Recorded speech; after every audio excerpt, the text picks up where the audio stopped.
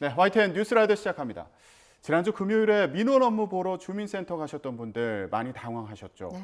금요일부터 갑작스럽게 정부 행정 전산망이 중단되면서 곳곳에서 민원 처리에 차질을 빚었어요. 네, 그렇습니다. 행정안전부는 긴급 복구에 들어갔고 사흘 만인 어제부터 전산망이 완전히 복구됐다고 밝혔습니다. 현장으로 가보겠습니다. 윤웅성 기자. 네, 서울 상암동 주민센터에 나와 있습니다. 네, 이제 곧 주민센터 문을 열겠군요. 네, 그렇습니다. 조금 뒤인 오전 9시부터 문을 열고 민원 업무를 시작할 예정인데요. 지난주에는 행정전산망 오류를 안내하는 안내문이 곳곳에 붙어 있었는데 지금은 이미 다 떼어진 상태입니다. 지난주 금요일인 17일 오전 정부 행정전산망에 장애가 발생하면서 전국 지자체 공무원들의 시스템 접속이 중단됐습니다. 오후부터는 정부 온라인 민원 서비스인 정부24도 서비스가 멈췄습니다. 때문에 전입신고, 주민등록 등초본 등 각종 민원 서류 발급 서비스가 모두 마비되면서 전국적으로 큰 혼란을 빚었습니다. 행정안전부는 이번 사태 원인이 인증 시스템 일부인 네트워크 장비의 이상 때문이라면서 그제 새벽 교체를 마쳤다고 밝혔습니다. 이후 온라인 민원 발급 서비스인 정부24가 먼저 재개됐고 오류 발생 사흘 만인 어제 행정전산망도 복구됐다고 덧붙였습니다. 서비스 중단의 원인이 장비 자체 문제인지 설치된 소프트웨어 문제인지는 추가 조사가 필요하다는 입장입니다. 행안부는 오늘부터는 주민센터 현장에서의 모든 민원 처리가 정상 작동할 것으로 기대하고 있는데요. 원활한 운영을 위해 대응 상황실을 꾸려서 시스템을 상시 점검한다는 계획입니다. 오늘부터 민원 발급 서비스가 재개되더라도 지난주 쌓인 민원과 새로운 민원까지 현장에서의 업무 증가가 우려됩니다. 또 국가의 민원 서비스 먹통이라는 초유의 상황에서 발생한 피해에 대해 정부가 보상해야 한다는 지적도 제기되고 있어서 당분간 혼란은 계속될 전망입니다. 지금까지 서울 상암동 주민센터에서 YTN 윤웅성입니다. 사흘 동안 이어진 정부 행정 전산망 오류 사태에 국민의힘은 송구하다며 고개를 숙였습니다. 더불어민주당은 사흘간 원인을 파악하지 못했다며 금메달급 무능이라고 비판했습니다. 이준엽 기자입니다. 주말 내내 이어진 국가 정보 시스템 서비스 장애를 두고 여야의 반응은 엇갈렸습니다. 국민의힘은 집권 여당으로서 많은 국민이 불편과 혼란을 겪은 것에 매우 송구하다며 사과했습니다. 이번 사태를 반면교사로 삼아 장애 대응 체계와 서버 관리 시스템의 허점을 살피고 탄탄한 대응 시스템을 마련하겠다고 약속했습니다. 또 복구 작업과 별개로 네트워크 장비 분석을 통해 정확한 장애 원인을 조사하겠다고 밝혔습니다. 집권 여당으로서 매우 송구한 마음입니다. 시스템의 완전 정상화를 위한 관계 당국의 신속한 조치와 함께 근본적인 대책 마련을 당부합니다. 더불어민주당은 사태가 사흘 동안 이어지며 원인 파악에 어려움을 겪은 것을 놓고 무능이 올림픽 금메달감이라고 지적했습니다. 차세대의 사회 보장정보 시스템 지연이 일어나고 지난 3월엔 법원 전산망, 6월에는 4세대 교육행정정보 시스템에 오류가 난 점을 상기했습니다.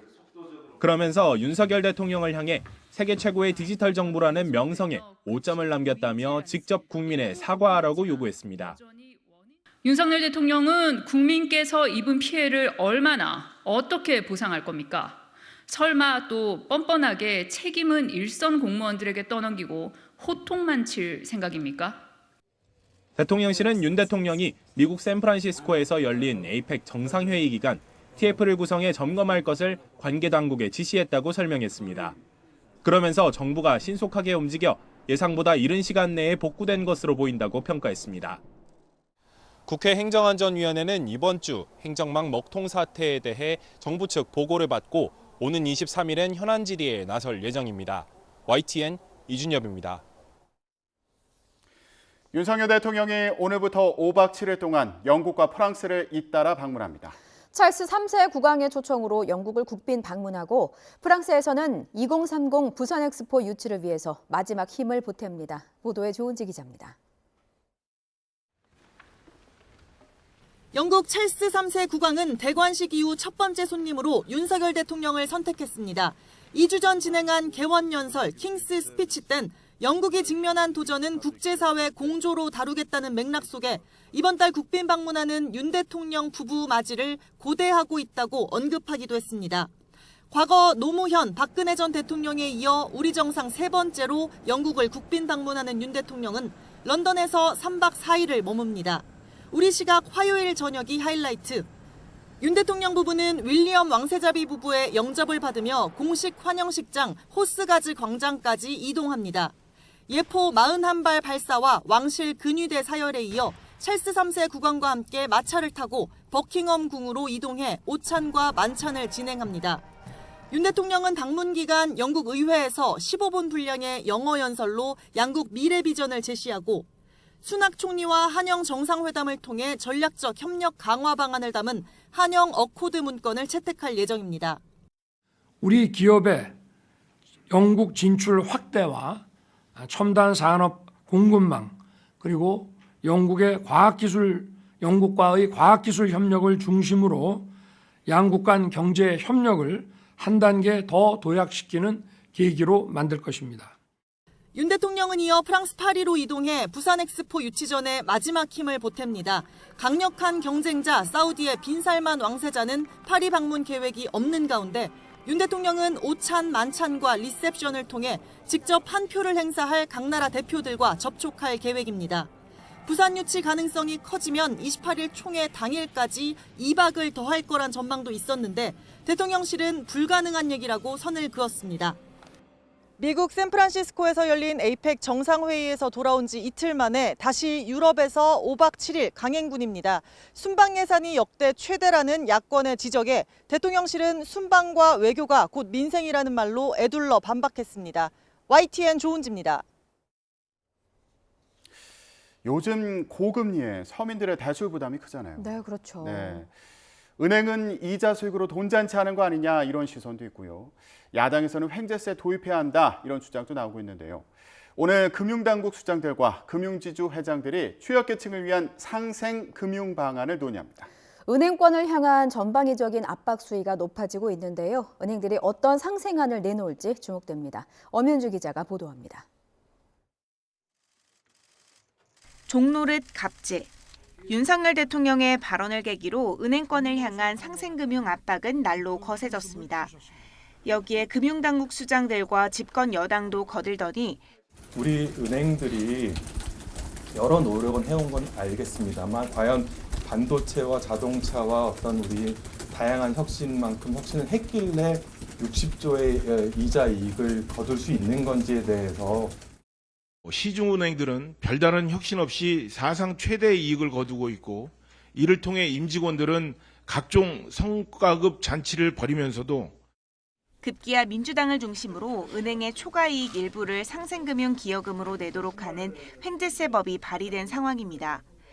정부가 은행에 팔을 비틀어서 걷는 관치 대신에 국회에 의한 제도화를 선택한 것입니다.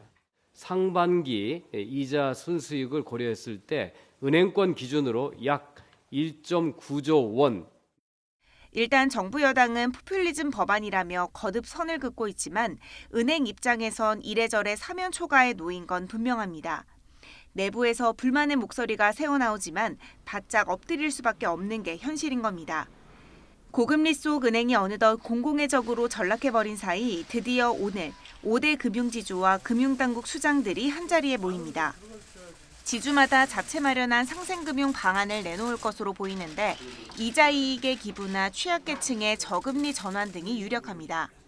일각에선 임직원 연봉 삭감도 검토되곤 있지만 노사 간 합의가 이뤄져야 하는 데다 내부 구성원의 동의가 필요한 만큼 서리걷다는 의견도 있습니다. 상생금융과 관련해서는 임직원 차원의 이슈라기보다는 추가적으로 발생한 이익 부분을 어떻게 쉐어할 수 있는지에 대한 관점에서 접근하는 것이 필요하고요. 이를 무리하게 적용하게 되는 경우에는 실질적인 상생금융이 추진되지 않을 수 있기 때문에 앞서 한 차례 연기된 이번 만남에서 그동안 골머리를 앓던 금융지주들이 어떤 상생금융 보따리를 내놓을지 관심이 주목됩니다. YTN 엄윤주입니다. 어제 저녁 대구 팔공산에서 내리막길을 달리던 승용차가 뒤집혀 10대 여학생 2명이 숨지고 3명이 크게 다쳤습니다. 광주 무등산에서는 관광용 모노레일 전동차가 갑자기 멈춰서 승객 18명이 2시간 넘게 고립됐습니다. 보도에 나혜인 기자입니다. 비탈진 도로 위에 뒤집힌 승용차가 처참하게 찌그러졌습니다. 사고는 어제 오후 6시쯤 대구시 동구 팔공산로에서 발생했습니다. 차량에는 20대 운전자 A씨와 청소년 4명 등 모두 5명이 타고 있었습니다. 이 가운데 10대 여학생 2명이 숨졌고 나머지 3명도 크게 다쳐 병원으로 옮겨졌습니다. 경찰은 이들이 휴일 나들이를 갔다가 어둑해진 시각 내리막길에서 도로 연석을 들이받아 사고를 당한 것으로 보고 정확한 경위를 조사하고 있습니다. 비슷한 시각 중부내륙 고속도로 충주분기점 부근에선 승용차 3대가 잇따라 부딪혔습니다. 사고 충격으로 화재까지 발생해 도로는 아수라장이 됐지만 다행히 다친 사람은 없었습니다. 맨 뒤에서 처음 앞차를 들이받은 30대 운전자는 무면허 상태였던 것으로 확인됐습니다. 어제 오후 4시 10분쯤 광주광역시 동구 지산유원지에선 무등산 자락을 돌던 모노레일 전동차가 갑자기 멈춰섰습니다. 이 사고로 승객 18명이 2시간 넘게 산속에 고립됐다가 소방에 구조됐습니다. 어제 저녁 부산 외곽순환 고속도로에선 낙동강대교 위를 달리던 승용차에서 난데없이 불이 나 운전자가 황급히 대피했습니다. YTN 나인입니다.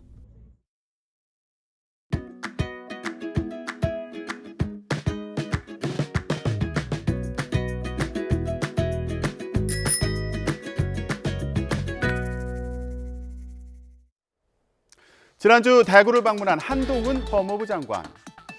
시민들의 사인 요청 그리고 사진 촬영 요청 세례에 원래 예매했던 기차표도 뒤로 미룰 만큼 가히 연예인급 인기다. 이런 말까지 나왔는데요.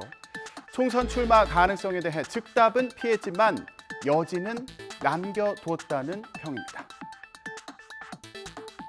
여권에서는 장관님의 총선 요구가 조금 강한데 어떻게 생각하시나요? 의견은 많을 수 있습니다.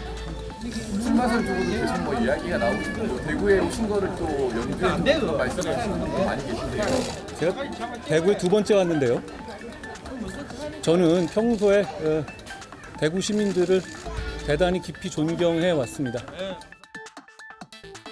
한 장관이 이렇게 나선 게 대구를 잇따라 찾으며 영남을 기반으로 신당 창당을 시사하는 이준석 전 대표를 견제하는 거 아니냐는 분석도 있죠.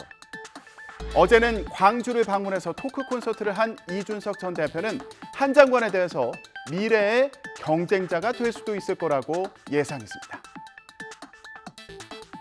공직자로서 계속 살아오신 커리어가 있고 일정한 부분에 국민들의 지지를 받고 있고 이런 것도 있다 보니까 저분과는 언젠가 경쟁할 수도 있겠다라는 생각은 해요. 갑자기 등장하시더니만은 딱 바뀌어가지고 윤석열 대통령한테 쓴소리할 수도 있는 거예요. 네. 큰 가능성은 없어 보이지만은 나중에 한동훈 장관이 정치에 뛰어들어가지고 광주 시민 앞에 서게 될 계획이 있다고 한다면요. 그때 광주에 대해서 어떤 생각을 가지고 있는지 잘 물어봐 주세요. 누가 잡범이고 누가 나쁜 놈이고 이거 계속 하실 거면은 저는 그거는 아까 이현주 의원이 말씀하신 것처럼 그 정치는 더 이상 대한민국에 저도 보고 싶지 않습니다. 결국 자신의 경쟁 상대는 윤 대통령이 아니라 한동훈 장관이 될 거라는 말로도 들리는데요. 혹시 대선 행보하십니까? 이렇게 얘기하면은 저는 언젠가 가볼 수는 있겠다는 생각하지만은 제가 열심히 하면은 근데 지금 제가 갔을 때 지금 가도 어쩌면 윤석열 대통령보다 잘할 수도 있겠다는 생각을 해요. 대한민국 대통령이 되려는 사람들의 목표가 윤석열 대통령보다 잘하면 된다 이러면 안 되잖아요. 윤석열 대통령보다 잘하기 위해서 정치하는 것은 아닙니다. 예. 그분은 3년 뒤에 정치 그만하실 분이에요. 예. 그분을 경쟁 상대로 삼지 않고요. 이 전 대표는 동시에 지지자 연락망을 만들기 시작하며 창당 가능성을 높였는데 시작한 지 하루가 조금 지나서 3만 5천 명 넘게 모였다고 밝혔습니다. 이 같은 이 전 대표의 행보에 국민의힘은 불편한 기색을 보였습니다. 이준석 전 대표가 지지자 연락망을 구축을 하는 것 청사중에 목표가 되고 있다. 이런 말씀인데 당이 그래도 가급적 전열을 정비하고 화합하고 하는데 당 구성원으로서 계속되는 이준석 전 대표의 언행이 꼭 좋아 보이지는 않아 보입니다. 민주당은 비명계 모임이 본격 활동에 나섰는데요. 청년들과 가진 간담회에서 현재 민주당을 향해서 이재명 사당이다, 또 독재, 공포 같은 강한 비판이 쏟아졌습니다. 민주당은 민주가 빠진 이재명 사당입니다. 본인에게 반대하는 사람들 적으로 규정하고 공격하고 조리돌림하는 그런 문화, 이게 지금 당 전체에 만연하고 있습니다. 그리고 한 개인의 범죄 혐의를 당 전체가 나서서 방어하는 이 총국, 국민들이 어떻게 생각하겠습니까? 저는 사람을 바꿀 수 없다고 생각합니다. 민주당 지도부 행태요, 안 바뀌어요. 그래서 저희 이 의원님들께 저는 사실 감사하다는 말씀을 드리고 싶은 게, 이런 발언 기회를 주셔서 너무 감사드리고요. 왜냐면 저는 말을 할 데가 없었어요. 최근 청년 비하 논란을 일으킨 현수막을 비판하는 목소리도 나왔는데요. 정치는 모르겠고 나는 잘 살고 싶다거나 경제는 모르지만 돈은 많고 싶다는 등의 문구가 청년층을 정치와 경제의 무지한 세대로 비하했다는 논란이 있었죠. 민주당은 당과는 무관하다고 해명했지만 논란은 가라앉지 않았습니다. 관련된 업체에서 관련된 그 현수막을 제작을 했고 총선 기획단과는 전혀 관계가 없는 사안입니다. 당에서 한 게 아니고 업체에서 캠페인 준비를 위해 했던 거다. 총선 기획단과는 전혀 관련 없는 일이다. 기본적으로 홍보위가 직접 관여한 바가 없다. 뭐 이런 식의 이제 브리핑을 해주셨는데, 찾아보면은 거기 당에서 보낸 공문서를 보면은 이게 사무총장 그리고 홍보위원장 한준호 이렇게 가지고 나와 있습니다. 노무현 대통령님 성대모사를 대선 홍보 영상으로 성대모사한 영상이 거의 2시간 만에 내려졌던 그런 충격과도 같은 비슷한 충격입니다. 이 문구를 보고 고군분투하면서 사는 청년들은 모르기 때문에 관심을 두는 게 아니라 그럴 여유가 없기 때문에 정치와 경제에 관심을 두지 않는 겁니다. 하지만 이번 현수막이 2030이 다시 민주당으로 돌아오는 그 문을 막았다고 생각을 합니다. 이낙연 전 민주당 대표도 언론 인터뷰에서 이재명 대표의 사법 리스크가 당을 옥죄고 있다며 직격했는데요. 비명계 의원들이 이낙연 전 대표를 중심으로 세력을 키우는 거 아니냐는 전망도 나오고 있습니다. 이런 가운데 국민의힘 입당도 배제하지 않겠다고 밝힌 이상민 의원은 내일 국민의힘 혁신위 강연에 참석해서 이뇨한 위원장을 만날 예정인데요. 여야 모두 총선 변수가 커지는 모습입니다. 지금까지 전국 브리핑이었습니다.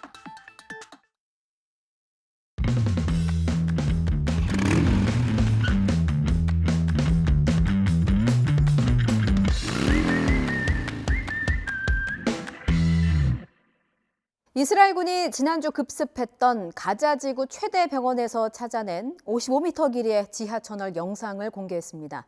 무장정파 하마스가 이스라엘에서 붙잡아온 외국인 인질들을 이 병원에 데려왔다는 사실도 영상을 통해서 확인됐습니다. 김태현 기자입니다. 가자지구 최대 의료기관인 알시파 병원에서 이스라엘군이 찾아낸 지하터널입니다. 병원 건물 옆 공터에 세운 천막 아래 터널 입구가 있습니다. 입구 3m 아래로 나선형 계단이 나오고 수직으로 7m 더 내려가면 수평으로 된 주터널과 만납니다. 주터널은 입구에서 5m쯤 들어가면 오른쪽으로 꺾이고 이곳부터 50m가량 터널이 이어집니다. 터널 끝에는 총을 쏠 수 있도록 구멍을 낸 방폭문이 있습니다. 이스라엘군은 방폭문은 하마스가 우리 군의 공격을 막기 위해 만들었다며 병원 건물이 하마스의 테러에 쓰였다는 증거라고 주장했습니다. 지난 15일 이 병원을 급습한 이스라엘군은 이곳이 하마스의 작전 본부이자 인질 억류 장소로 판단합니다. 이스라엘군은 하마스가 지난달 공격 때 붙잡은 외국인 인질들을 이 병원에 데려오는 영상도 공개했습니다.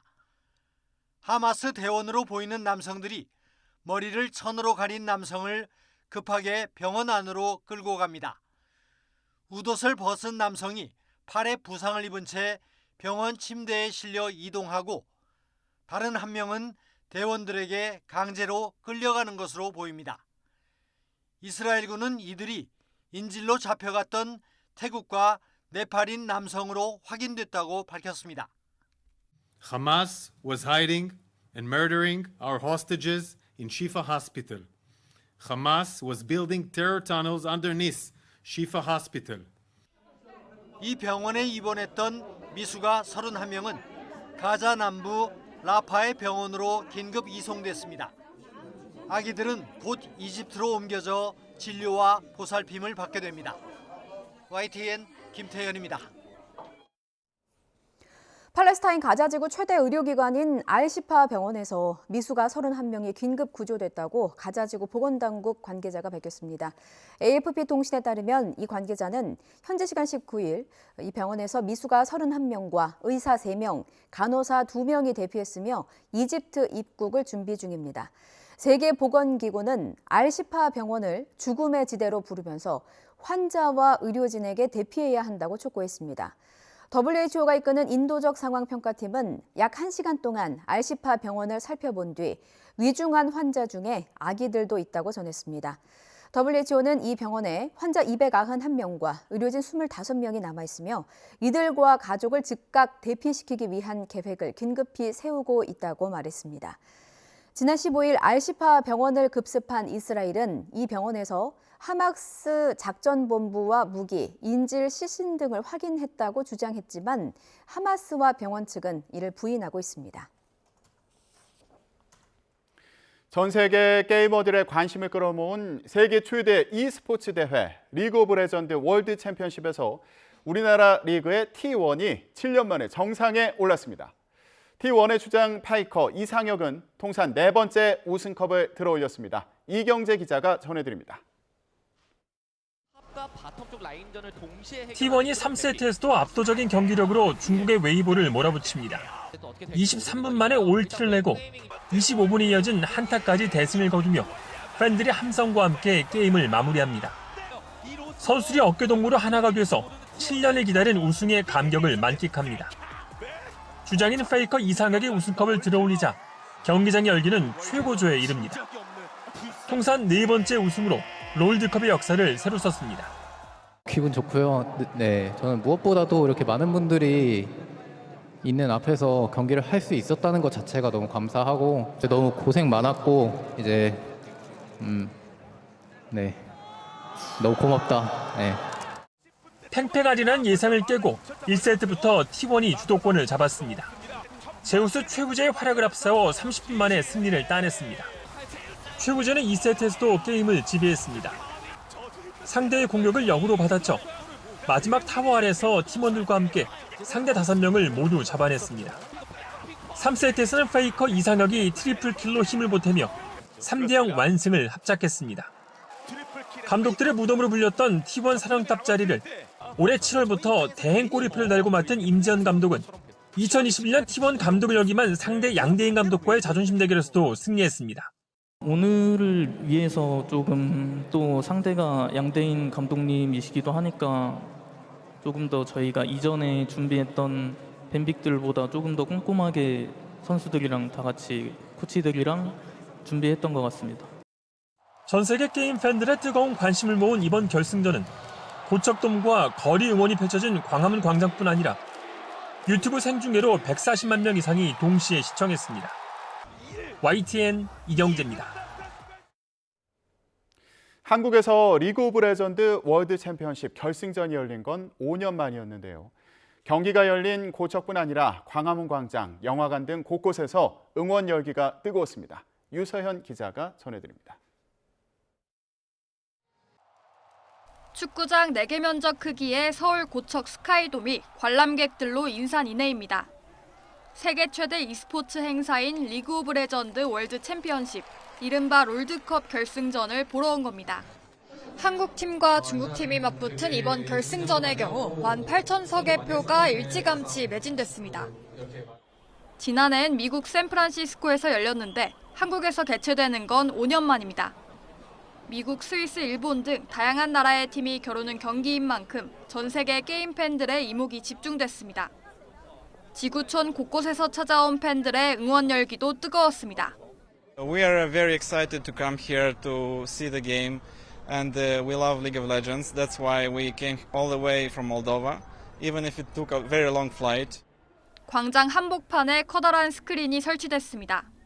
서울 광화문 광장에서는 롤드컵 경기 생중계와 함께 라이브 콘서트 거리 응원전이 진행됐습니다. e스포츠로 광화문 광장에서 거리 응원전이 열린 것은 이번이 처음입니다. 저희가 천안에서 왔는데요. 일단 아침 8시에 출발해서 여기 맨 앞줄에 서가지고 지금 한 5시간 정도 대기하고 있었는데 수능 끝난 기념으로 오니까 서류 구경도 하고 너무 좋은 것 같아요. 티원 화이팅! 대구 화이팅! 몇몇 팬들은 영화관에서 실시간으로 경기를 관람하며 응원하기도 했습니다. 혼자 즐기는 것을 넘어 다 같이 보는 스포츠가 된 온라인 게임. 전 세계 e스포츠 팬들은 손에 땀을 쥐는 경기를 즐기며 피로를 날려보냈습니다. YTN 유서연입니다. YTN 뉴스라이더와 함께하고 계십니다. 지난달 노량진에서 서울 맥주 축제가 있었습니다. 선선한 가을밤에 노을 보면서 맥주 한 잔. 주민들은 지친 일상을 달랬고요. 상인들은 대목에 가슴이 설렜죠. 유명 가수들도 무대에 올라서 흥을 돋웠습니다. 그런데 운영진이 돌연 잠적했습니다. 치러야 하는 대금도 10억 원이 넘는데 사무실은 흔적도 없이 사라졌고 운영진은 연락 두절입니다. 돈을 받아야 하는 업체가 40여 곳이 넘습니다. 동작구는 이제 와서 민간의 공간만 제공했을 뿐이라고 해명합니다. 이렇게 모른 척할 거면 구청장은 단상에 올라서 축사는 왜 하고 축제 보도자료는 왜 뿌렸습니까? 임혜진 기자의 단독 보도입니다. 지난달 6일 노량진 축구장에서 막을 연 서울 맥주축제. 가수 코요테와 이찬원 등 유명 연예인들이 무대에 오르며 열흘 동안 성황리에 진행됐습니다. 행사물품 대여 사업을 하는 손덕원 씨도 이동식 화장실 40여 대를 납품하는 계약을 맺고 축제 사업에 참여했습니다. 문제는 그 다음 생겼습니다. 결제 금액은 전체 6,600만 원을 받기로 했는데 지금 1,900 얼마 정도? 배송이라든지 운반이나 이런 거에 대한 것들, 그리고 청소를 용역을 했던 인건비들, 그런 것들을 제가 먼저 선지급을 다 했거든요. 왜냐면 그분들마저도 저한테 이렇게 닥달을 하시니까. YTN 취재진이 홈페이지에 나온 사무실을 찾아갔더니 텅 비어 있었고 운영진들도 대부분 연락이 닿지 않았습니다. 10월 말까지 하고 지금 납부에 가서 자리를. 운영진들이 잠적하면서 행사 부스 보증금이나 카드 정산대금을 돌려받지 못한 업체도 있습니다. 특히 해당 지자체에서 보도자료까지 내며 홍보하고 구청장이 축사까지 했던 상황이라 지자체 행사인 줄 알았다며 분통을 터뜨립니다. 자기네 구행사, 단순 대관이 아니라 구행사회 같은 개념으로 내부 보도자료도 내고 그다음에 또 소식지에도 내고 다 냈단 말이에요. 동작구청에서. 하지만 구청은 민간 행사에 공간을 제공했을 뿐이라며 구청 차원에서 피해 보상은 어렵다는 입장입니다. 관내에서 이루어지다 보니까 국민들한테 이 내용을 전달을 하기 위해서 그냥 그 정도 수준에서 저희 홍보지나 이런 데다가 실었던 거거든요. 지난 토요일 경북 예천에 있는 갈대밭에서 70대 노모가 암매장된 시신으로 발견됐습니다. 40대 남성이 의붓 어머니를 살해한 뒤에 친아버지의 고향에 묻은 겁니다. 살인, 시체 유기 혐의를 받는 40대 남성 배모 씨가 구속됐습니다. 지난달 19일 서울 영등포구에 있는 70대 의붓 어머니 이모 씨의 자택에서 금전 문제로 다투다 갑자기 화가 나서 범행을 저질렀다고 진술했는데요. 의붓 어머니의 시신은 친아버지의 고향인 경북 예천에 있는 하천 갈대밭에 묻었습니다.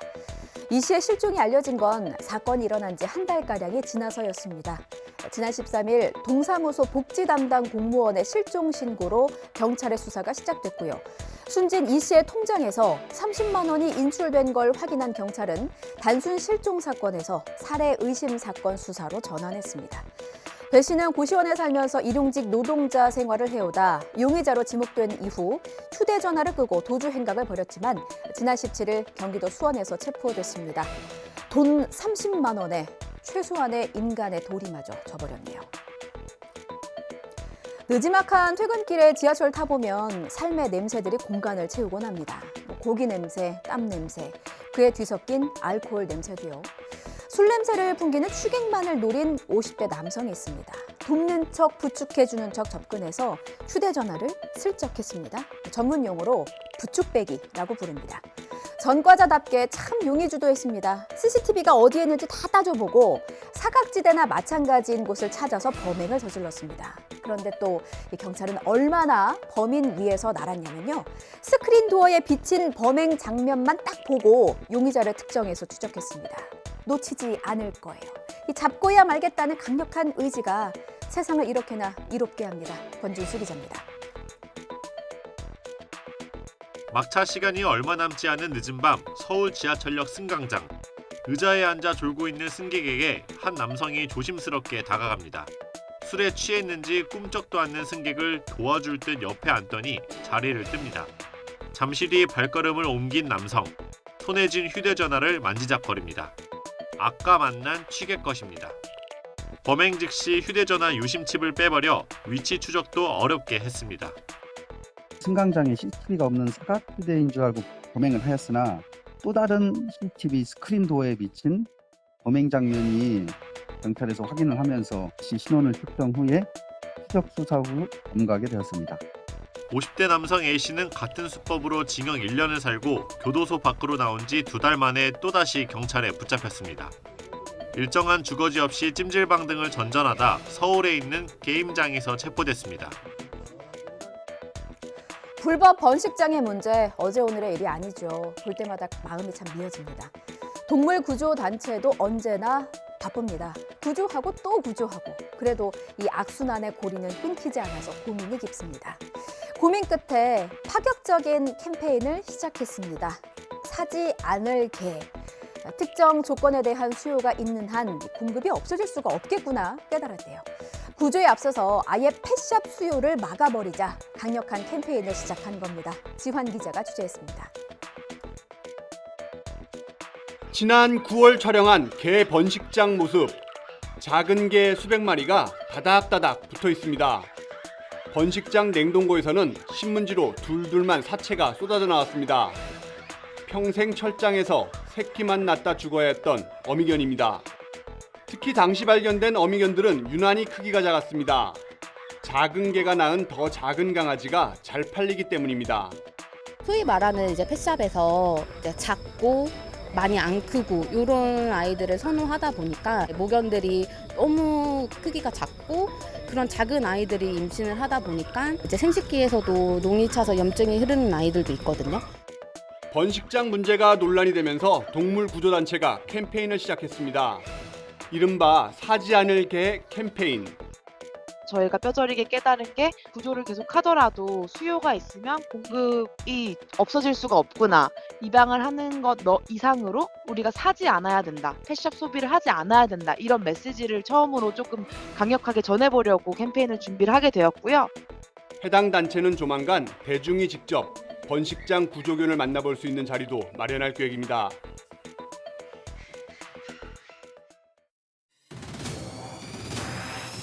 행정안전부 책임 운영기관 국가정보자원관리원 대구센터. 현재 국가정보자원관리원은 대전 본원을 통해 행정안전부, 과학기술정보통신부 등 22개 정부기관과 관계센터를 통해 국세청, 경찰청 등 23개 정부기관에 대한 행정업무 정보 시스템을 수용, 운영함으로써 안전하고 편리한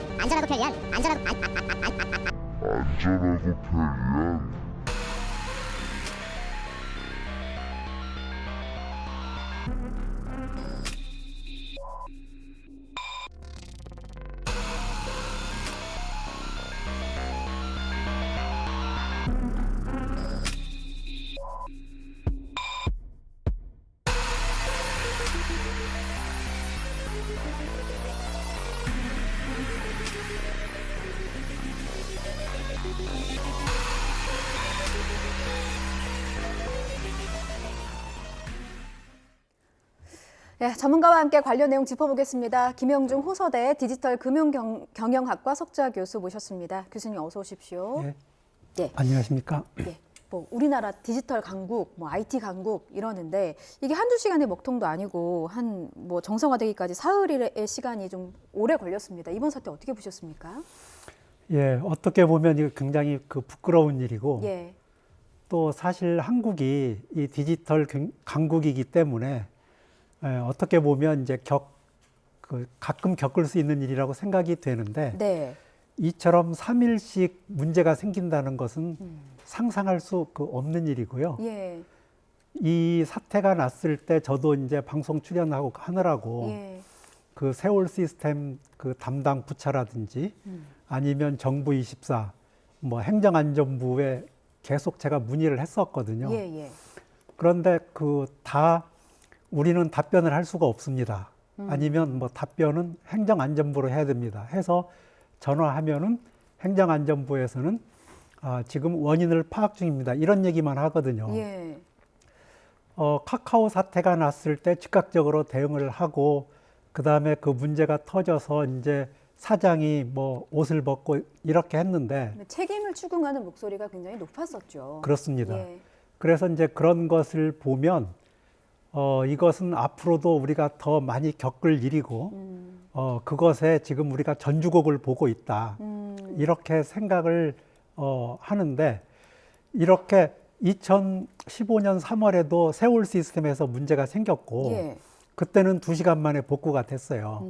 그런데 이번에는 이제 세월 시스템 말고 여러 시스템에 이제 문제가 생겨서 예. 3일이 걸렸다고 그러면 다음에 또 이런 사고가 터진다고 그러면 그때는 일주일이 걸릴지 얼마가 걸릴지 모르는 거잖아요. 그렇죠. 지금도 복구가 됐다고 그러는데 9시 이제 또 문을 열고 많은 민원인들이 이제 접속했을 때 문제가 안 생기는지 봐야 되기 때문에 예. 그런 면에서 보면은 이게 이제 여러 가지로 뭐 이번 문제를 떠나서 앞으로 많은 걱정이 됩니다. 전주곡이라는 말씀을 해 주셔서 상당히 좀 대비를 철저하게 해야 되겠다라는 생각이 좀 들었습니다. 이게 단순히 뭐 등본 떼고 이런 부분만 또 문제가 생긴 게 아니라고 하더라고요. 어디에 좀 영향이 많이 미쳤습니까? 이제 1차적인 문제는 이제 그런 민원 서류를 발급을 받아야 되잖아요. 예. 그러면 그 민원 서류 발급 받아가지고 그것을 뭐 기념품으로 어디다 보관할 건 아니잖아요. 예. 그걸 가지고 이제 계약도 해야 되고 가서 대출도 받아야 되고 이런 일을 하는데 그래서 우리는 단순하게 민원 서류 발급에 시간이 걸렸다 이렇게 생각하면 안 되는 거예요. 예. 그걸 가지고 그 이후에 벌어질 일들이 지금 안 이루어진다는 거거든요. 그래서 심각한 거죠. 일상이 마비가 됐다라고 그렇습니다. 봐야 되는 거죠. 은행 업무도 그렇고 예. 뭐 재난 상황에서라든지 뭐 119 관련해서 또 위치 추적 기능 같은 것도 좀 마비가 돼서 예. 일정 부분 많은 부분에서 저희의 생각보다 더 많은 부분에서 좀 피해가 있었던 것 같습니다. 예. 2개의 전산 시스템이 먹통이 됐었습니다. 이제 예. 교수님께서 말씀해주신 행정 전산망 세월 그리고 정부 24였는데 이게 그 진원지를 세월로 보는 전문가들이 많으셨어요. 그건 예. 어떤 이유 때문입니까? 예, 그 장애가 발생하기 전에 예. 세월 시스템하고 뭐 인증 시스템, 네트워크에 대해서 이제 그 업그레이드가 이루어졌다고 이제 발표가 됐어요. 예. 그런데 다 그 문제가 있었지만 특별히 이제 세월 시스템을 지적하는 이유는 그게 2007년에 처음 만들어져 가지고 지금 15년째 이 시스템을 운영을 하고 있거든요. 네. 그러다 보니까 그 시스템의 이제 노후화에 대해서 사람들이 이야기를 많이 하고 또 그렇게 돼서 정부 예산으로 이제 이것을 대대적으로 최첨단 시스템으로 이제 업그레이드를 하려고 하고 있는데 그 관련해서 예비 타당성 조사를 통과를 못했어요. 그래서 다시 보완을 해가지고 이제 다음에 신청을 하려고 하고 있는데 예. 그 한국은 이 빨리빨리 문화가 굉장히 그 발전돼 있는 거잖아요. 예. 그렇다고 그러면 2017년에는 우리가 있죠. 그 스마트폰도 아니고 정말 그 굉장히 낡은 폰을 썼고 예. 보통 우리가 세계적으로 보면 스마트폰을 외국은 평균 40개월에 한 번씩 바꾸고 한국은 27개월에 한 번씩 바꾼대요. 예.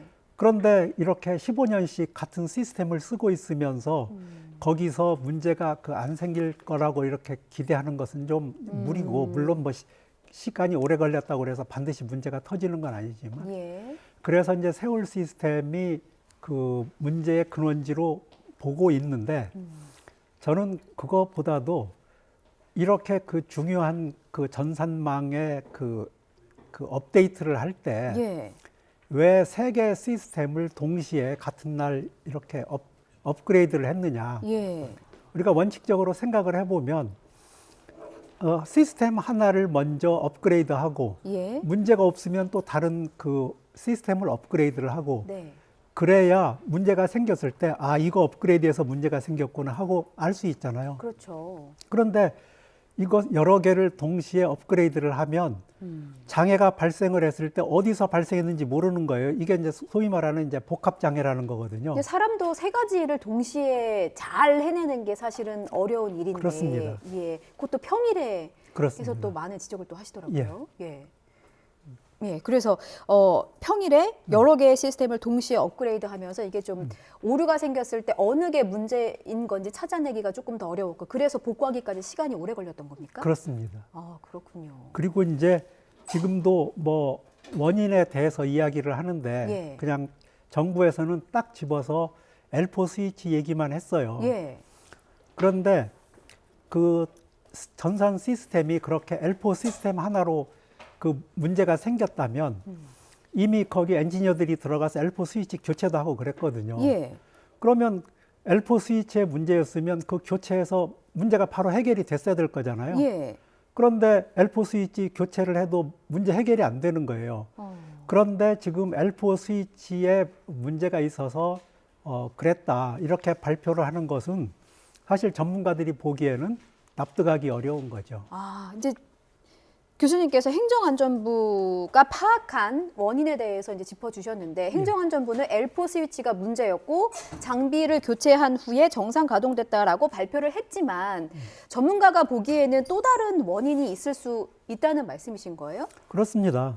L4 스위치 그거 단 하나의 문제였다고 그러면 그러면 L4 스위치 바꾸는데 3일이 걸립니까? 스위치 하나만 교체하면 되는. 그러면은 그 한두 시간이면 그 해결이 될 문제인데 이렇게 오래 걸렸고 그 다음에 그 장애가 계속 확산이 되고 이렇게 된 것은 아까 말씀드린 것처럼 그 네트워크에는 뭐 L4 스위치, L2 스위치 뭐 여러 장비들이 많이 들어가 있어요. 그래서 그 네트워크의 문제, 그 다음에 또 거의 서버 시스템, 인증 서버 시스템도 업그레이드를 했다고 그랬거든요.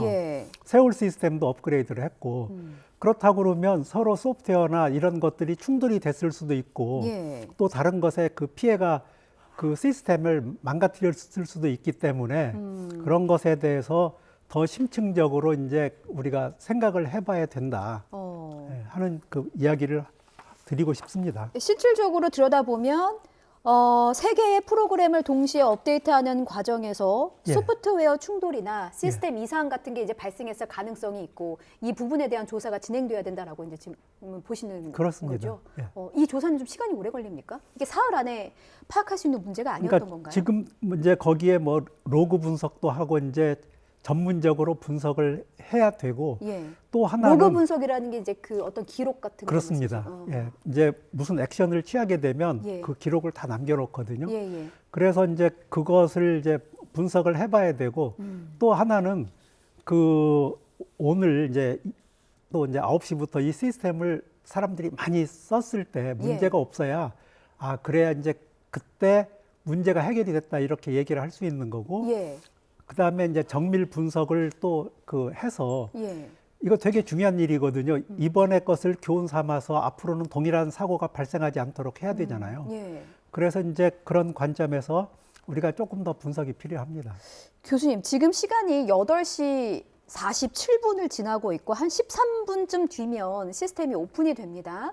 그럼 교수님께서 보시기에 이제 그 9시 딱 시작하면은 금요일에 못 봤던 밀린 업무 때문에 이제 그 민원인들이 많이 모일 거 아닙니까? 그렇습니다. 그렇게 되면은 사용자가 많아지는 건데 추가로 문제가 생길 가능성도 있다고 보세요?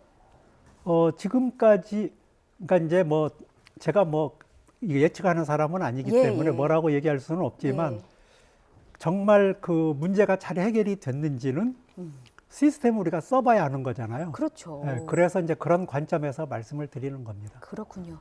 교수님 앞선 인터뷰를 보니까 롤백이 잘 안 됐다라고 표현을 하셔가지고요. 그 전문 용어라 잘 모르겠습니다. 롤백이라는 게 어떤 거고 어떤 역할을 말씀하시는 건가요? 지금 내가 이 시스템을 내가 교체를 하잖아요. 예. 그러면 이 시스템을 놔두고 그 다음에 이제 새로운 시스템이 이렇게 들어오잖아요. 예. 이 새로운 시스템으로 교체를 했더니 이게 작동이 안 돼요. 그러면 어떻게 해야 돼요? 이전 시스템으로 돌아가야 되는 거예요. 예. 얘는 작동이 그때까지 됐기 때문에. 그렇죠. 그래서 이렇게 돌아가야 되는데 이번에 거기 발표된 것을 보면 예. 거기에 DR 서버도 문제가 있었다. 근데 그 DR 서버라는 게 장애복구 서버라는 거거든요. 예. 그 장애복구 서버가 그렇게 백업을 한다든지 아니면 뭐 롤백을 한다든지 하는 것을 다 관장하는 거예요. 그러니까 그 DR 서버가 망가졌으면 그런 일이 이루어지지 않은 거죠. 그러니까 오도 가도 못하는 상황이었고 돌아갈 곳이 없으니까 이게 먹통이 됐다 이런 말씀이신 그렇습니다. 건가요? 그러니까 이제 장애가 발생을 하면 그 장애가 굉장히 복잡하잖아요. 예. 거기 엔지니어가 아무리 자기가 전문가라도 그 복잡한 소프트웨어 시스템을 자기가 다 이해하고 해결할 수가 없기 때문에 예. 장애가 발생하면 어떤 액션을 취해야 된다고 해가지고 그 DR 서버에다 그 절차 같은 것을 다 그 이제 정해놨거든요. 예. 그러니까 걔가 이제 작동이 되면 그러면 그 발생했던 문제들을 하나씩 둘씩 그 서버가 해결을 하는데 걔가 작동이 안 된 거예요. 그 왜 핸드폰도 고장이 나면 그 데이터가 다 날아갈 수 있으니까 뭐 백업이라는 걸 해야 된다라고도 이제 많이들 말씀하시는데 이게 그 어쨌든 정부 국가의 시스템이잖아요. 백업 기능이 잘 안 됐다고 봐야 되는 겁니까, 그러면? 그러니까 그런 것은 아마 잘 하고 있을 거예요. 예. 이것은 이제 데이터에 접근을 하려고 했는데 접근이 안 된 문제잖아요. 그러니까 그것으로 인해서 뭐 데이터가 어디가 뭐 파괴가 됐다든지 뭐 그런 문제라고 보기는 어렵고 어떻게 보면 얘는 단순 장애일 수 있는데 그 단순 장애를 해결을 할 때 그 DR 서버 같은 것에 도움을 받아서 그 문제를 해결해야 되지만 걔가 작동이 안 되면 그러면 그 다음에는 사람들이 전부 다 그것을 수동으로 해야 되는 거예요. 그러면 일이 너무나 커지는 거죠. 그렇군요.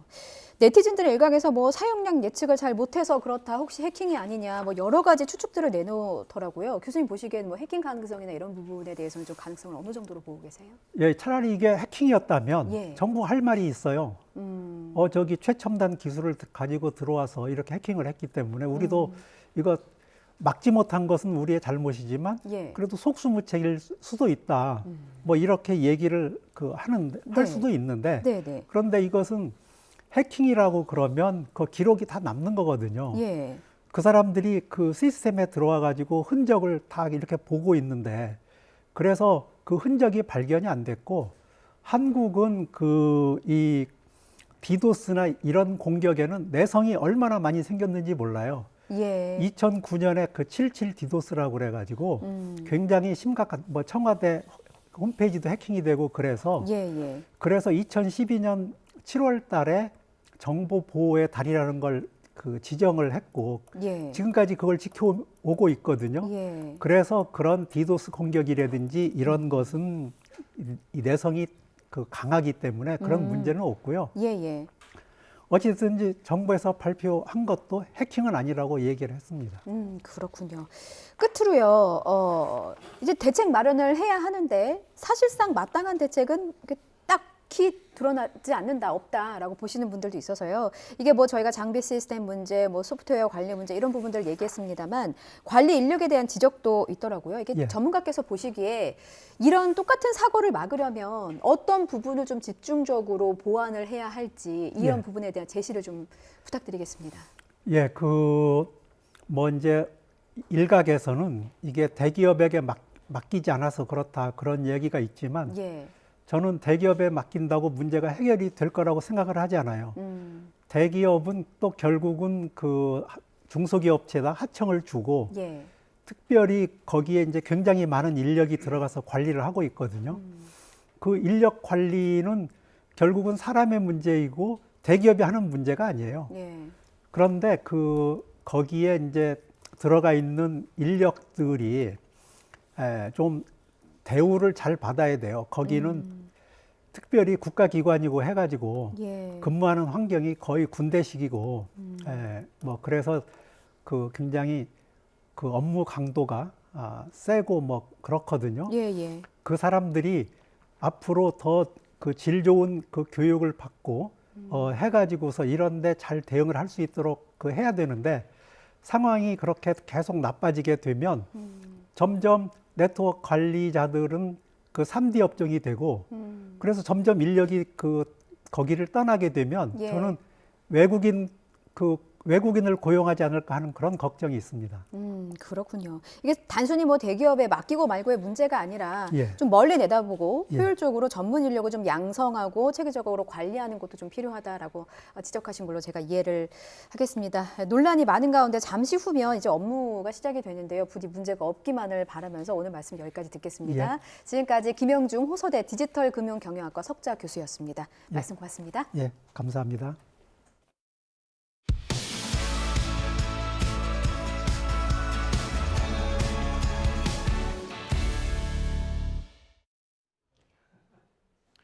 네, YTN 뉴스라이드 함께하고 계십니다. 신원식 국방부 장관이 이르면 이번 주 북한이 군사정찰 위성을 발사할 것으로 전망했습니다.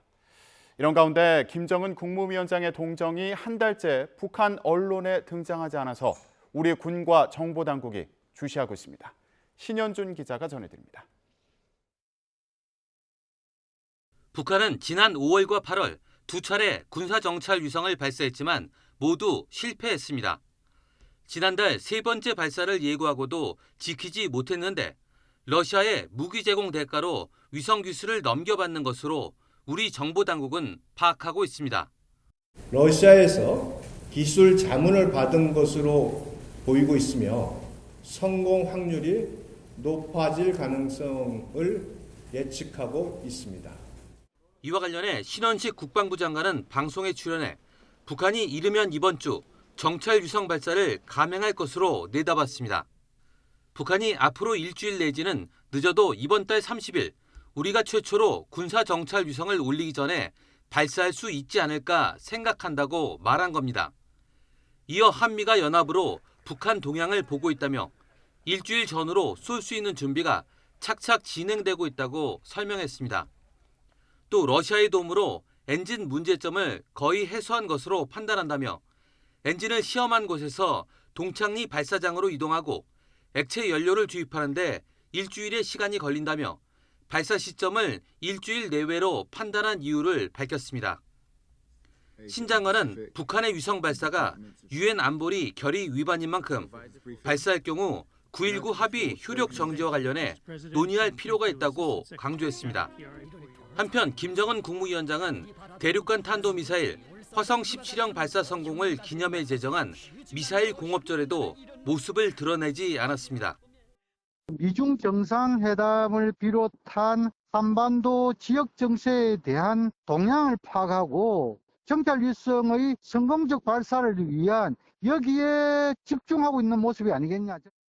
지난달 19일 러시아 외교장관 접견 이후 한 달째 자맹이 이어지고 있는 건데 올해 들어 가장 오랜 기간 동정 보도가 없는 것입니다. YTN 신현주입니다. 이스라엘군이 최근 가자지구 지상전 과정에서 하마스 대원을 100명 이상 생포했다고 밝혔습니다. 이스라엘군과 이스라엘 정보기관 신베트는 현지 시간 19일 공동성명을 통해 하마스 공작원 100명 이상을 체포했다며 지난달 7일 이스라엘에 침투해 학살을 자행하고 인질을 잡아간 대원들도 있다고 말했습니다. 이어 포로신문을 통해 얻은 최신 고급 정보들은 곧바로 가자 전쟁에 투입된 지상군과 공군의 작전에 활용된다고 말했습니다. 러시아와 우크라이나가 주말 동안 상대방의 수도를 겨냥한 드론 공격을 주고받았습니다. 러시아 국방부는 성명을 통해 우크라이나 정권이 새벽 드론을 이용해 러시아 영토 시설에 대한 테러 공격을 시도했지만 실패했다고 밝혔습니다. 모스크바를 겨냥한 이번 드론 공격은 우크라이나가 이틀 연속으로 드론 공격을 받은 데 대한 보복으로 풀이됩니다. 내년 미국 대선에서 재선을 노리는 조 바이든 대통령이 현직 대통령으로서는 이례적으로 주요 여론조사에서 공화당 유력 후보에게 모두 밀리는 일이 벌어지고 있다고 미 CNN이 전했습니다. CBS 뉴스와 CNN, 폭스뉴스 등 주요 5곳의 최근 여론조사에서 트럼프 전 대통령 지지율이 바이든 대통령을 2에서 4%포인트 차이로 앞선 것으로 나타났는데요. 비록 오차범위 아니지만 현직 대통령이 여론조사에서 모두 밀리는 건 보기 드문 일입니다. 바이든 대통령의 고전을 놓고 민주당 내 분열을 이유로 드는 시각도 있지만 2년보다는 81살로 트럼프보다 4살이 많은 고령의 나이 그리고 경제 문제가 뒤처지는 이유로 볼 수 있다고 방송은 분석했습니다. 지미 카터 전 미국 대통령의 부인인 로잘린 여사가 향년 96세로 별세했습니다. 카터 센터는 정신건강, 간병, 여성 권리에 열정적인 옹호자였던 로잘린 전 영부인이 현지 시간 19일 오후 2시 10분 플레인스에 있는 자택에서 별세했다면서 그녀는 가족 곁에서 평화롭게 세상을 떠났다고 밝혔습니다. 지난 5월 치매 진단을 받은 고인은 지난 17일부터 호스피스 돌봄을 받았으며 피부암을 알아온 남편인 카터 전 대통령도 지난 2월부터 호스피스 돌봄에 의지하고 있습니다. 네, YTN 뉴스라이드 함께하고 계십니다. 정부의 행정 전산망이 멈추는 사태가 발생하자 정치권에서도 공방이 이어지고 있습니다. 민주당은 윤석열 정부가 무능의 극치를 보여줬다며 대통령의 사과를 요구했는데요. 국민의힘은 여당으로서 도의적 책임을 느낀다며 근본적인 대책 마련에 힘쓰겠다고 밝혔습니다. 정치권 이슈 이승환 전 대통령실 행정관, 여선웅 전 청와대 정책관과 얘기 나눠보겠습니다. 안녕하십니까? 네, 금요일에 주민센터 갔다가 불편하셨던 분들 굉장히 많겠습니다. 예, 행정망이 먹통이 되면서 여러분들이 불편을 겪었는데 민주당에서는 대통령의 사과가 있어야 된다 이런 반응이 나왔습니다. 네, 저는 뭐 대통령 사과는 당연하고요. 행안부 장관의 책임 있는 뭔가 이 답변도 필요하다고 봅니다. 그러니까 왜냐면요, 작년에 카카오톡이 그 데이터 센터 화재로 먹통이 됐을 때 그때 윤석열 대통령께서 연 이틀 카카오를 비난했거든요. 그리고 나서 그 다음 날에 카카오 대표가 대국민 사과하고 사퇴했습니다. 그러니까 그런 인식으로 볼 때 이번에 이 행정망 먹통 그리고 이제 민원 발급 중단은 당연히 대통령과 정부가 좀 책임져야 된다고 생각을 하고 있고요. 근데 그 당시 좀 대통령의 인식을 보면은 굉장히 엄중합니다. 이 전쟁 같은 비상시기에 카카오톡 먹통되면 어떡하냐? 카카오톡 국가기관이 쓰는 게 아니냐? 그리고 사실상 국민의 입장에서는 기관 통신망이다. 그렇게 말씀하시면서 카카오톡을 비난했기 때문에 당연히 민간보다 엄격한 잣대로 정부에 들이대야 된다. 이렇게 조금 생각을 하고 있습니다. 네, 정부에서 민간업체 통신망이 문제가 생겼을 때는 그렇게 뭐라고 하더니 아니 이거 정부 행정망이 이렇게 먹통이 됐으면 더 엄중하게 보고 책임져야 되는 거 아니냐 이런 지적이거든요. 네, 우선은 오늘 오전 9시부터 지금 시간부터 이제 정상화된다고 해서 천만다행이라고 생각하고요. 엄중하게 대응해야 된다고 생각합니다.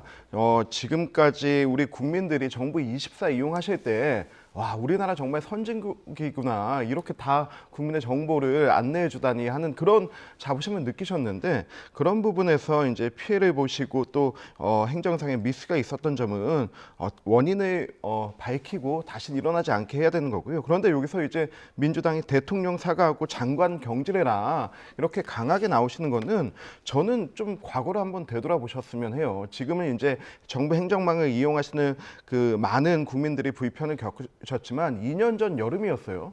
그 코로나 백신 예약 때 이 백신 예약 시스템이 먹통이 됐습니다. 이때는 온 국민이 밤새서 백신 맞으려고 예약하고 백신 맞지 못하면은 식당도 들어가지 못하는 그런 상황이었어요. 그때 먹통돼서 문재인 대통령이 참모들을 다 모았습니다. 그래서 사과를 하나 어떡하나 봤더니 경로에서 질타를 했다고 했어요. 대통령이 경로에서 질타하고 그리고 장관이 사과하고 그런 형태로 왔는데 좀 그런 것들을 되돌아봐서 이제 대통령의 역할과 장관과 실무자들의 역할 좀 한번 나눠봐야 되지 않겠나. 지금 대통령 사과라고 하는데 아니 문재인 정부 때 돌아봐라 이런 지적이거든요. 네, 그때 이번에는 당시 이제 이 사고가 터졌을 때 대통령 해외 순방 가셨고 그리고 이상민 행안부 장관도 외국에 계셨거든요. 근데 그때 이상민 장관이 해외 출장을 왜 갔냐? 이 디지털 정부 홍보하러 간 거예요. 근데 이제 기껏 기구를 했는데 총리께서 사과 비슷하게 이제 말씀을 하셨는데 어쨌든 대통령과 이 담당 주무부처인 장관의 뭔가 말은 없다. 네. 알겠습니다. 이제 9시부터 또 정상적으로 업무가 진행될 예정이라고 했는데 지금 9시가 넘었습니다. 오늘은 이제 불편을 겪는 분들이 없기를 바라겠습니다. 자, 지금 대통령이 오늘 이제 영국과 프랑스 방문을 위해서 출국할 예정입니다. 앞서서 에이펙 정상회의에도 참석을 했었는데 여기에서 한중 정상회담이 불발되면서 이거 지적을 하는 목소리가 나오고 있습니다. 안 만난 게 아니라 못 만난 거 아니냐, 민주당에서 이렇게 얘기했더라고요. 네, 그러니까 이번 이 해외 순방이 왜 중요했냐면은, 그러니까 이제 뭐 우리가 중국을 못 만났으면은 못 만난 게 문제가 된 게 아니라, 근데 이번에 이제 미국과 일본은 다 중국 시진핑 주석 만나가지고 회담을 했었거든요. 그러니까 저희가 지금 8월 달에 뭐 캠프 데이비드 무슨 뭐 그 정상회담 하면서 어쨌든 한미일이 굉장히 가까워졌는데, 그러면서 이제 그 이후에 한국이 사실상 미국의 행동대장처럼 북한과 뭐 중국, 러시아 이렇게 막 굉장히 비판하고 있었는데, 갑자기 미국이랑 중국이 다시 이제 화해하고 가까워지는 거예요. 근데 이 와중에 일본도 다시 이제 중국이랑 뭔가 이 화해 무드가 진행되고 있는데, 그러면 한국은 중국 안 만나고 뭐 한 거냐, 뭐 이런 이제 비판이 좀 나오는 것이고, 그래서 이제 이거와 함께 지금 대통령의 해외 순방이 너무 잦다. 지금 해외 순방 예산으로 대통령이 평균보다, 박근혜 대통령, 뭐 문재인 대통령의 평균 예산보다 거의 3배 정도까지 예산을 더 쓰고 있는데 성과가 없다. 그렇게 이제 뭐 지적이 나오는 것입니다. 한중 정상회담이 성사되지 않은 부분에 대해서 지적을 하고, 동시에 또 해외 순방 너무 잦은 거 아니냐, 이 부분도 좀 얘기를 했거든요. 첫 번째로 뭐 중국과의 관계가 요원하거나 지금 어떤 현안상에 큰 문제가 있거나 이런 부분은 아니고, 미국과 일본의 너무 외교가 편중된 거 아니냐, 그런 지적들이 있습니다. 근데 지금 편중됐다고 한 거는 과거 문재인 정부에서 너무 미일 외교가 등한시됐고 후순위로 처졌기 때문에 이 부분을 복원하기 위한 어떤 균형점이라고 생각하고요. 그리고 이제 중국과의 회담했으면 좋았겠죠. 하지만은 또 회담에서 그 여의치 않은 환경과 이런 부분에서 뭐 몇 분 만에 끝났다고 하면 그것 또한 또 이제 비판의 대상이 되는데, 26일에 한중일 외교장관 회담이 지금 예정되어 있습니다. 저는 거기에서 한중일 3국의 어떤 현안이라든지 또 이제 정상 간에 만나야 할 이유와 의제들이 나눠질 거라고 보기 때문에 그것까지 좀 지켜봐야 된다고 보고요. 그리고 지금 이제 대통령의 그 해외 순방에 대해서 민주당이 계속 지적하고, 또 뭐 진보당도 깎아야 할 것은 예산이 아니라 대통령 해외 순방비다, 뭐 이런 마타도로 가는데요. 지금 대통령에게는 내치와 외치 두 가지가 모두 중요한데, 지금 같은 국제 정세가 격변하는 상황 속에서 우리나라의 위상을 알리고 또 부산 엑스포 유치 있지 않습니까? 그런 부분을 위해서 적극적으로 세이지하고 대한민국 영업사원 1호라는 타이틀을 가지고 뛰시는 대통령에게 힘은 되지 못할 망정 예산 깎겠다라고 하는 겁박은, 이거는 국익을 저버린 행위라고 생각합니다. 네, 이번 주말에 한중일 외교장관 회의가 예정돼 있어서 빈 곳을 채울 수 있을지 이제 주목하는 그런 시선들 나오고 있고요. 그리고 부산 엑스포 유치 등 지금 중요한, 그러니까 해외 홍보를 위해서 중요한 그런 업무가 있는데, 이거 도와주지 못할 망정 이렇게 예산 깎아야 된다고 하는 거는 좀 안 되는 거 아니냐, 이런 지적인데요. 네, 근데 뭐 대통령이 이제 해외 순방 가가지고 성과가 좋다면야 사실은 뭐 돈이 문제가 아닐 텐데, 그 성과가 약간 불투명하다는 거죠. 그리고 지금 뭐 해외 나가실 때마다 뭐 몇 조 기업 투자 유치했다, 뭐 이렇게 말씀을 하셨는데, 예전에 중복된 사항들이 굉장히 많았어요. 그러니까 작년에 뭐 캐나다 기업에서 뭐 투자 뭐 1조어치 투자받았다 이렇게 했는데, 알고 보니까 그 전에 김동연 경기도지사랑 이미 투자하겠다고 발표까지 한 사항을 대통령 순방에 맞춰가지고 이거 성과다 이렇게 이야기를 하신 거고, 저는 이제 두 번째 좀 이야기 드릴 게, 대통령의 순방 일정이 약간 조금 동선이 이상해요. 그러니까 이번에도 미국 갔다 오셔가지고 이틀 만에 다시 또 영국, 프랑스 가시는 거거든요. 그러니까 이 동선을 약간 조금 효율적으로 짤 수가 없나. 아예 나가실 때 한 번에 나가셔가지고 해외 순방을 한 번에 돌던지, 들어오셨다가 다시 또 나가시고, 그리고 또 12월 달에 또 나가신다는 거예요, 네덜란드에. 그러니까 지금 윤석열 대통령이 월 1회 이제 항상 해외에 계시는 겁니다. 굉장히 좀 문제가 있죠. 동선을 좀 효율적으로 짤 수는 없냐, 이렇게 지적을 해주셨는데. 뭐 그렇게 되면 대통령도 지금 나가셔서 코피 흘리고 하실 정도인데 뭐 더없이 좋겠지만은, 그래도 저희 용산 대통령실에서는 영부인에게 전용기는 내주지 않습니다. 지금 계속 또 문재인 정부 당시에 애들어서 또 비판하고 그러니까요. 뭐 영부인 말씀하시니까, 사실은 이번에 저는 눈에 띈 것 중에 하나가 김건희 여사께서 미국에 가셔가지고 블랙핑크 로제를 만났어요. 계속 뭐 연예인들 만나고, 뭐 지난번에는 유럽 가서는 무슨 명품 숍에 들렸다, 쇼핑했냐 안 했냐 막 이런 논란이 있지 않았습니까? 그래서 저는 뭐 이 김건희 여사가 이번에도 또 같이 순방에 동행한다고 하는데 왜 가시는 건지 이렇게 궁금합니다. 혹시 반론하실 거 있으십니까? 그 정상회담에서 이렇게 부부내외가 함께하는 것들은 그 국가에 대한 그리고 그 지도자에 대한 예우의 차원이죠. 제가 얘기했던 거는 지난번에 김정숙 여사가 대통령 전용기 타고 인도 가시지 않았습니까? 그때 국회에서 급격하게 예산 통과시켜주고 했던 그런 무리한 외교와 정말 쇼핑하듯이 해외 순방 하지 않습니다. 정말로 절제되고 국익을 위해서 필요한 외교의 순간에 그 현장으로 가시는 거지 이것은 폄하될 게 아니라고 생각하고요.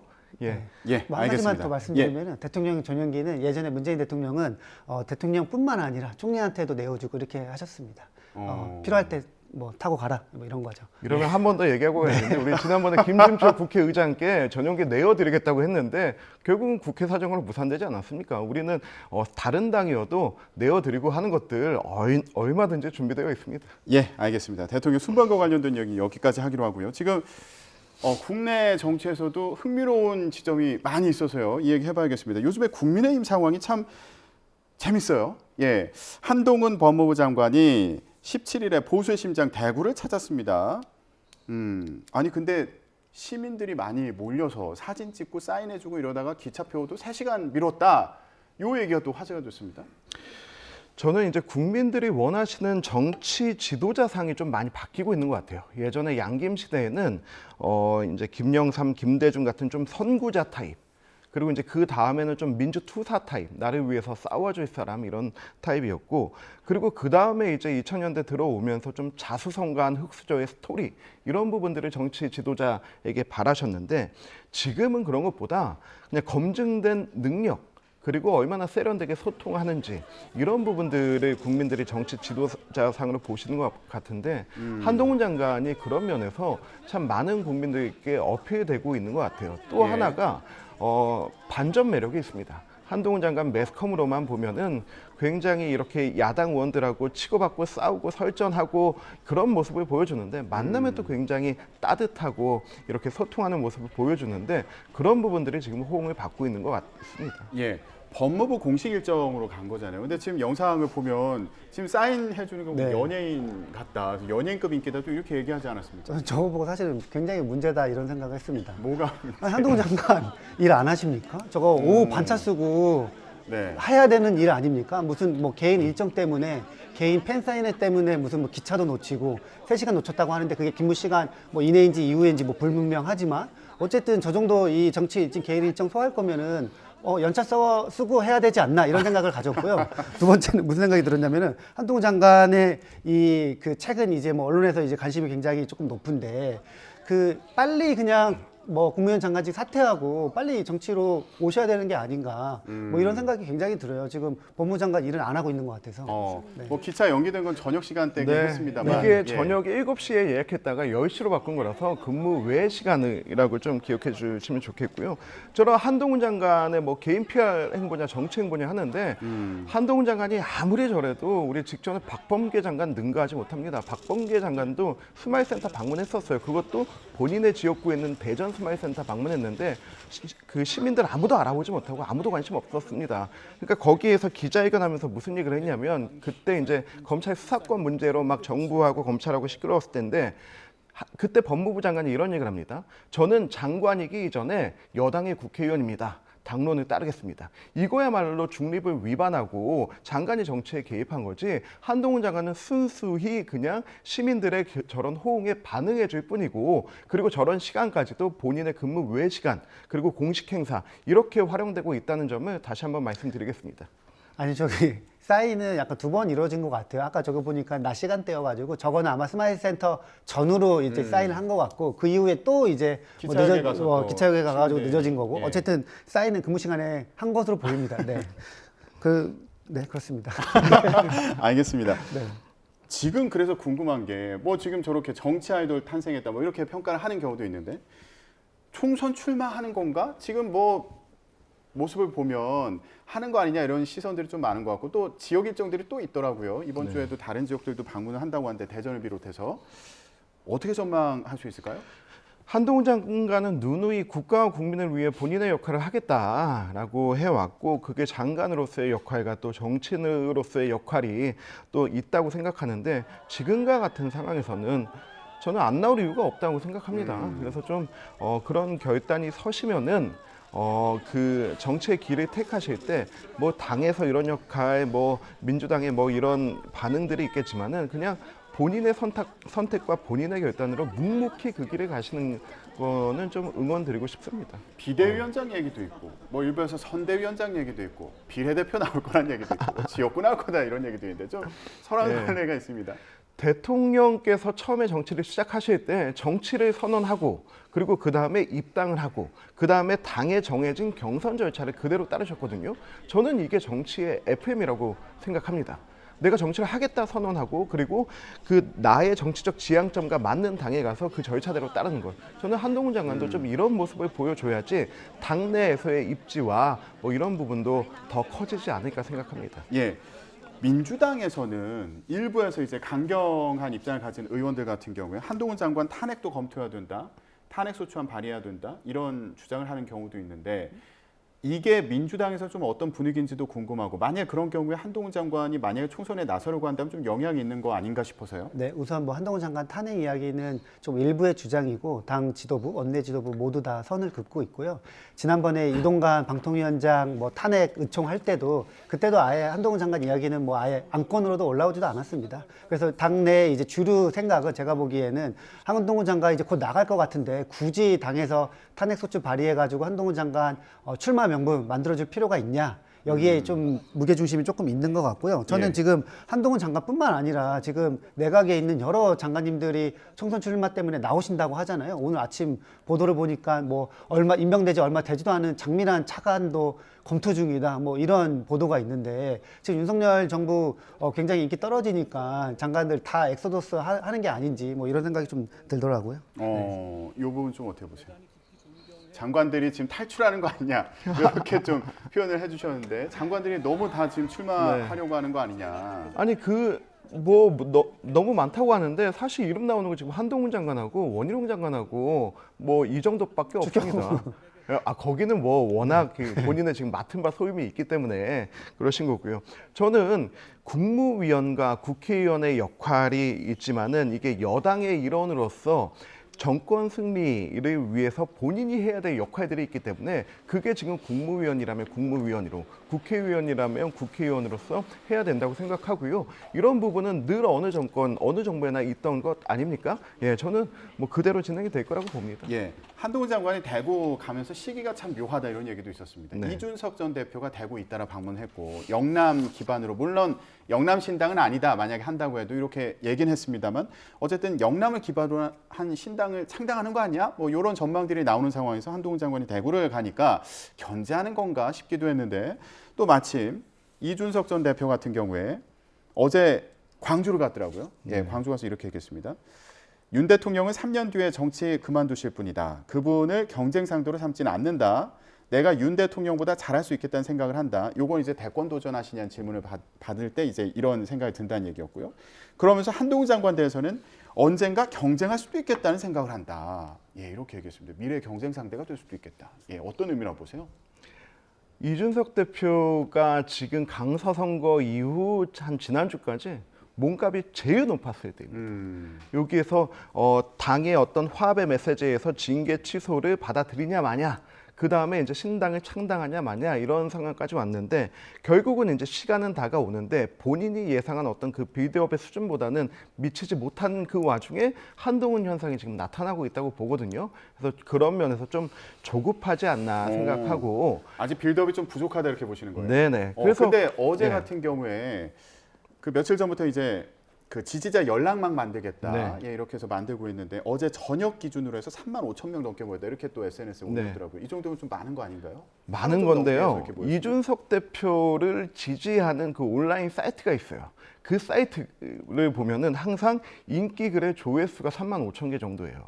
그리고 또 이준석 대표가 시작한 여의도 재건축조합 유튜브 있지 않습니까? 예. 거기도 한동안 딱 그 숫자에 머물러 있었어요. 10만을 넘지 못하고. 저는 그래서 딱 그 정도 수준인데 그 수준은 2030 남성들이 대부분입니다. 절대 다수의 국민들이 아니고 좀 이 한쪽에만 쏠려 있다는 점을 다시 한번 좀 말씀드리고 싶어요. 지금 모일 만큼 모인 거다. 그리고 이게 최고치 아니냐. 그 확장성은 부족해 보인다. 더 늘긴 예. 하겠지만은 이게 고정치 여기에서 얼마나 더 확장하느냐가 중요한 것 같습니다. 예, 저희가 시간이 얼마 없어서 이제 민주당 얘기 좀 해보도록 하겠습니다. 민주당 비명계가 어제 첫 공식 일정을 소화했습니다. 원칙과 상식이라는 모임을 만들고 이제 첫 발을 뗐는데 여기에서 지금 당내 상황 여러 가지 비판을 했습니다만 그 중에 하나가 최근에 걸었던 그 현수막과 관련한 비판이 나왔습니다.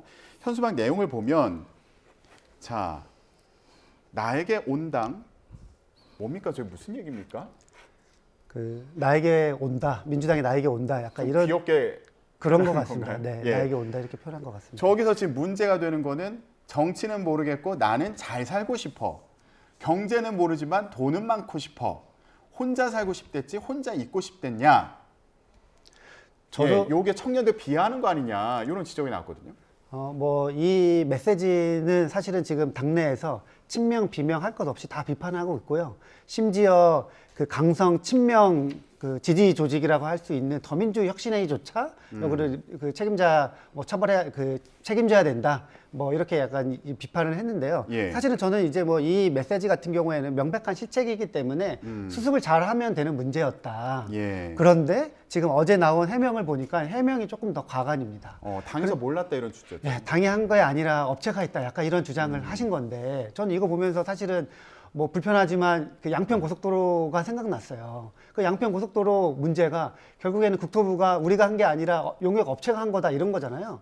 근데 지금 그때 민주당이 얼마나 비판했습니까? 이게 말이 되냐? 근데 이것도 지금 똑같이 당이 한 게 아니라 업체가 한 거다. 아 이거 뭐 특검이라도 해서 이거를 뭐 누가 했는지 밝혀내야 되는 문제인지 예. 좀 화가 났습니다. 네. 사과하면 될 건데 이거 모른다고 하니까 더 문제다 이런 지적으로 들리는데요. 저는 굉장히 아쉬웠습니다. 저는 저희 지역에 빨리 저희 현수막이 붙기를 바랬습니다.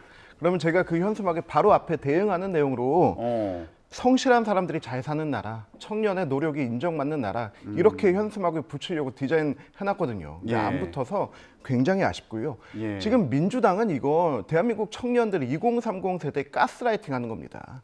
이거 자주성을 무너뜨리고 정서적 지배하겠다고 노골적으로 보여진 건데 지금 청년들이 그렇게 우매하지 않습니다.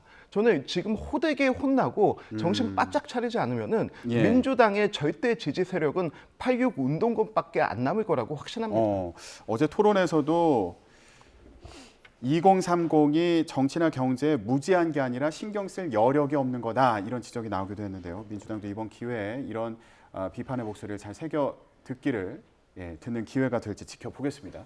네, 지금까지 이승환 전 대통령 실행정관, 여선웅 전 청와대 정책관과 함께 얘기 나눴습니다. 말씀 고맙습니다. 가을에서 겨울로 넘어가는 길목인 요즘 기온 변화가 심합니다. 지난 주말에는 올가을 들어 가장 추웠는데 이번 주는 기온이 점점 오름세를 보이겠습니다. 오늘 아침 1.8도를 보인 서울 기온 낮에는 11도까지 오르겠고요. 내일과 모레는 서울 낮 기온 14도까지 오르면서 예년보다 온화하겠습니다. 다만 일교차가 10도 이상으로 크게 나겠습니다. 들쑥날쑥한 기온 변화에 체온 조절 잘 해주시기 바랍니다. 오늘은 전국 하늘 대체로 맑겠고요. 미세먼지 걱정도 없겠습니다. 낮 기온은 예년보다 1에서 3도가량 높아 활동하기 무난하겠는데요. 오늘 서울 낮 기온 11도, 광주 15도, 부산은 17도까지 오르겠습니다. 모레까지는 예년보다 온화한 날씨가 이어지겠지만 절기 소설인 수요일과 목요일 사이 중서부와 전북 지역에 또다시 추위를 부르는 비나 눈 예보가 있습니다. 이 비가 그친 뒤 날이 급격하게 추워지면서 주말까지 영하권 추위가 이어질 전망입니다. 맑은 날씨 속에 동해안 지역은 대기가 점점 더 건조해지고 있습니다. 영동과 경북 동해안 지역에는 건조주의보가 내려졌는데요. 바람도 다소 강하게 불기 때문에 대형 화재가 발생하기 쉽습니다. 불씨 관리 철저하게 해주시기 바랍니다. 지금까지 YTN 홍나실입니다. 월요일 뉴스라디오는 여기서 마치겠습니다. 저희는 내일 뵙겠습니다. 고맙습니다.